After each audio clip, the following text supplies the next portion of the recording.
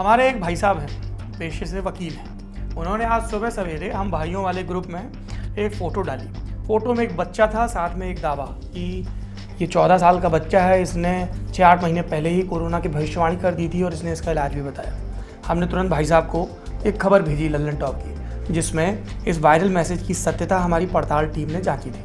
अब भाई साहब ने तो खबर हमारे पास इसलिए भेजी होगी कि बेटा प्यारे इसका अर्थ बताओ, लेकिन आप जो भाई साहब हैं या बहन जी हैं कैमरे के उस पार, आप सबके पास तो हमारा नंबर है नहीं, लेकिन आप सबके पास हमारे ईमेल वाले पते हैं। तो कई लोगों ने हमें ये मैसेज भेजा और कहा कि सत्य बताइए।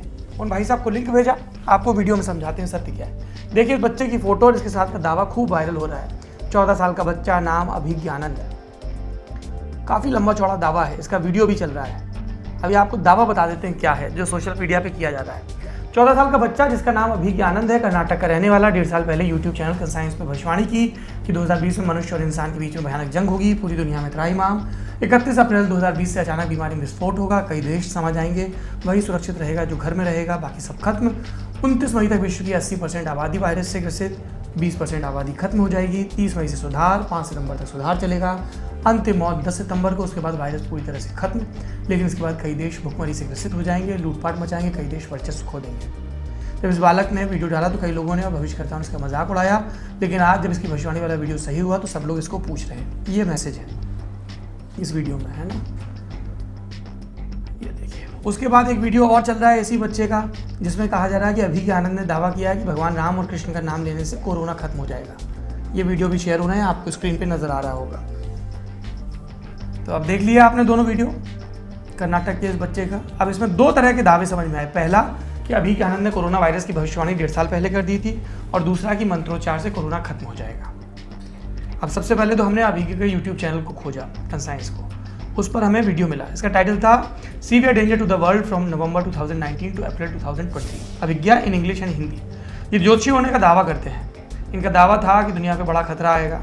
50 लाख से ज़्यादा लोग इस दावे को देख चुके हैं, और ये सिर्फ उस जगह पे है, बाकी तो सोशल मीडिया पे घूम ही रहा। हमने पूरा वीडियो सुना, लगभग 20 मिनट का ये वीडियो है। इसमें क्या क्या दावे हैं उनके कि शनि, केतु, शुक्र ग्रहों की वजह से बहुत कुछ हो जाएगा। इन्होंने दावा किया कि भारत और पाकिस्तान के बीच अप्रैल 2020 के बीच जंग होने की 99% संभावना है। इन्होंने कहा कि सोना, चांदी और तेल के दाम बहुत बढ़ेंगे। फिर बोले कि मध्य एशिया में अमेरिका और ईरान के बीच जंग छिड़ जाएगी। फिर कहा कि भारत ऊर्जा का भंडार है, ऊर्जा के बहुत सारे पॉइंट हैं, जैसे हाथ में एक्यूप्रेशर के पॉइंट होते हैं।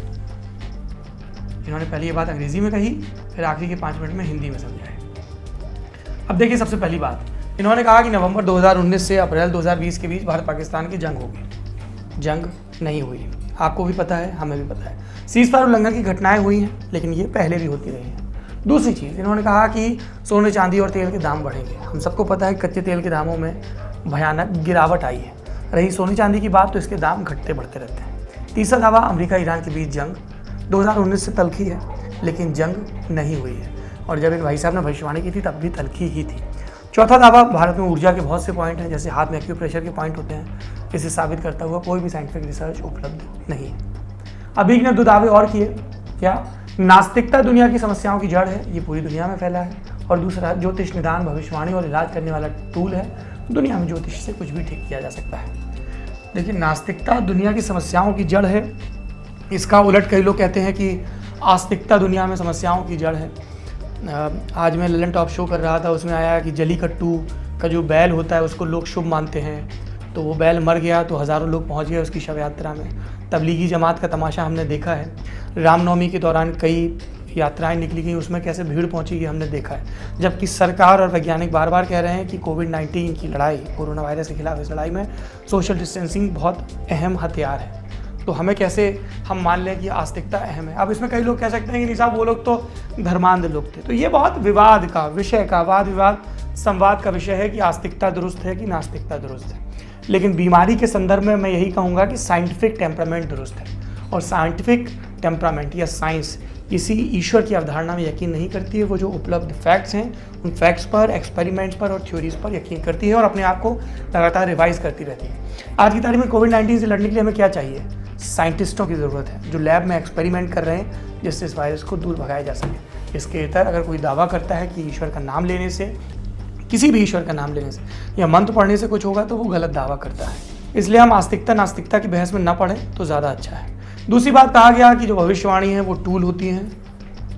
मुझे इस पर कुछ भी नहीं कहना है, क्योंकि ये वो देश है, ये वो दुनिया है जो नास्ते दमस की भविष्यवाणियों को अभी भी कभी मोदी जी के चुनाव जीतने पर, कभी ओलंपिक के कैंसिलेशन पर, कभी 2012 में दुनिया ख़त्म होने पर अपनी अपनी मनमर्जी से लागू करती रहती है। बहुत सारे लोग ज्योतिषी में भरोसा करते हैं, उनकी मर्ज़ी, मुझे ये विज्ञान सम्मत नहीं लगता। कई लोग कहते हैं साहब गणना है, ये है, वो है, तो मुझे लगता है कि जो यूनिवर्स में ग्रह घूम रहे हैं उनको बहुत फ़र्क नहीं पड़ता कि एक आम इंसान की ज़िंदगी में क्या हो रहा है। ये आपके कर्मों से तय होता है। अपने कर्मों पर फोकस रखिए और फर्जी खबरें फैलाना बंद करिए। बालक है, बालक ने अपनी बातें कही, लेकिन अगर आप उसको भी मान लेंगे तो आप भी बाल पने का, अबोध पने का, या ठेठ बुंदेली लहजे में कहें तो लौंड पने का शिकार माने जाएंगे। ऐसा मत करिए।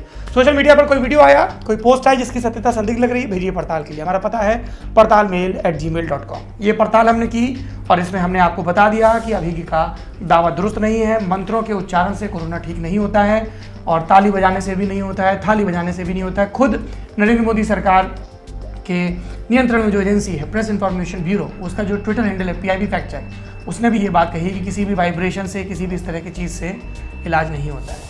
गांव देहात में भी लोग अपनी अपनी झोंके रहते हैं, कोई कैसे इलाज की बात करता है, कोई कैसे। अभी तक कोरोना का इलाज नहीं खोजा जा चुका है। आप इस वीडियो के लिंक में ये 25 नुस्खे जो लोग दावा कर रहे हैं कि कोरोना वायरस से बचा सकते हैं, इसका डिस्क्रिप्शन में लिंक पाएंगे, तो आप इसको पढ़िए और उन लोगों को भेजिए जो आप तक ये खबर पहुंचाते हैं, जैसे हमने अपने भाई साहब को भेजा। और उम्मीद कर रहा हूँ कि उन्होंने भी